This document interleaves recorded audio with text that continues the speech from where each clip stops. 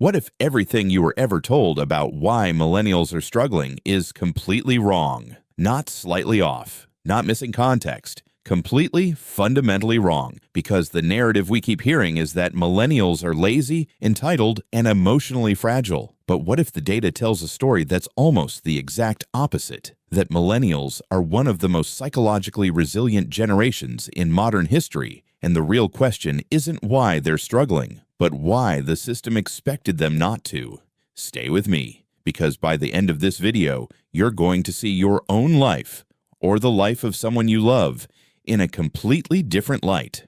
Let's start with something that almost never gets said out loud. Millennials didn't fail the system. The system ran an experiment on them and didn't tell them they were the test subjects. Think about what actually happened. In the 1980s and 90s, a wave of new parenting psychology swept through American households. The self-esteem movement told parents that the key to raising successful children was to protect their confidence, celebrate their uniqueness, and shield them from unnecessary failure. Helicopter parenting wasn't born from laziness. It was born from love, backed by the best science available at the time. So an entire generation was raised on that foundation. You are special. You are capable. The world is yours if you work for it. And millennials believed it. Because why wouldn't they? It came from every direction, from parents, from schools, from the culture. The promise felt real and solid and true. Then the floor disappeared. In 2008, the worst economic collapse since the Great Depression wiped out the job market that millennials had been preparing for their entire academic lives. Not a minor setback, a structural demolition. And here's the psychological cruelty in that timing. Millennials didn't just lose jobs. They lost the story they had been told about how life worked. Effort equals outcome. Hard work equals reward. Education equals security. All of it gone in a single economic earthquake that they had absolutely no hand in creating. Now here's where it gets genuinely fascinating from a psychological standpoint, and this is the part most conversations about millennials completely skip over. When your core beliefs about how the world operates get shattered by reality, psychologists call it schema disruption. Your schema is essentially your brain's operating system, the set of assumptions you use to navigate daily life without having to consciously think about everything. When reality violates that schema violently enough, your brain doesn't just update the software. It goes into a kind of existential crisis mode, trying to reconcile two completely incompatible truths at the same time. I did everything right, and I am still failing. That tension has a name: cognitive dissonance. And millennials aren't just experiencing it occasionally. They've been swimming in it for over a decade. Research by psychologist Jean Twenge found that millennials simultaneously score higher on narcissism scales and higher on anxiety and depression than previous generations. At first glance, that sounds contradictory. How can you think you're special and feel worthless at the same time? But it's not contradictory at all. It's actually the textbook psychological response to being raised with enormous expectations and then dropped into an environment that systematically fails to meet them. What looks like arrogance from the outside is often armor. What looks like fragility is actually the result of carrying a level of low-grade chronic stress that researchers call allostatic load. The cumulative wear on your mind and body when you're perpetually bracing for a stability that never quite arrives. Imagine being stuck in a loading screen. The bar hasn't moved in years, but you can't close the tab.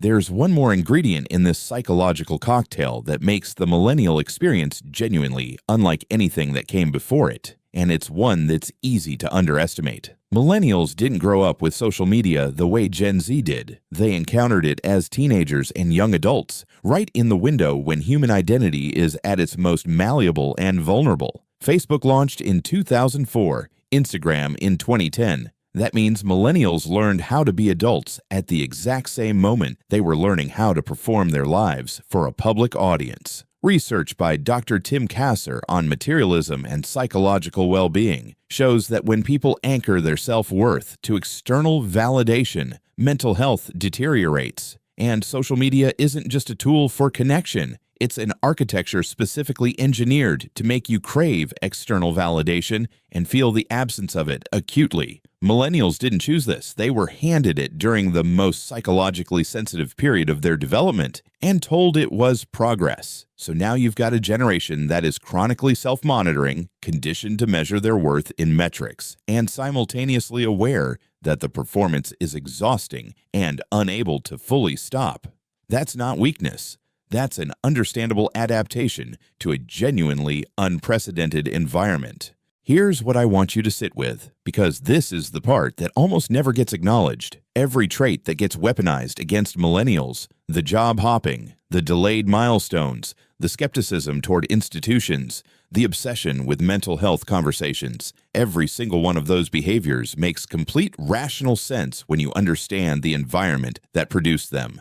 Millennials didn't become disloyal to companies. Companies dissolved the social contract first, pensions disappeared, stable employment became gig work, mass layoffs became standard business strategy. When the environment treats people as interchangeable, adapting by staying mobile and self-reliant isn't entitlement. It's intelligence. Millennials didn't become skeptical of institutions out of laziness. They watched institutions fail in real time: financial systems, housing markets, political promises, media credibility, and they updated their worldview accordingly. That's not cynicism, that's pattern recognition, and critically, it coexists with a deep idealism. Millennials still believe things should be fair. They've just stopped believing institutions will make them fair without pressure. That combination, idealism plus strategic distrust, is actually one of the most psychologically mature responses possible to the situation they've inherited. And the mental health conversation. Millennials are the first generation to widely destigmatize therapy, to talk about anxiety and depression as health conditions rather than character failures. That's a cultural shift that will benefit every generation that comes after them.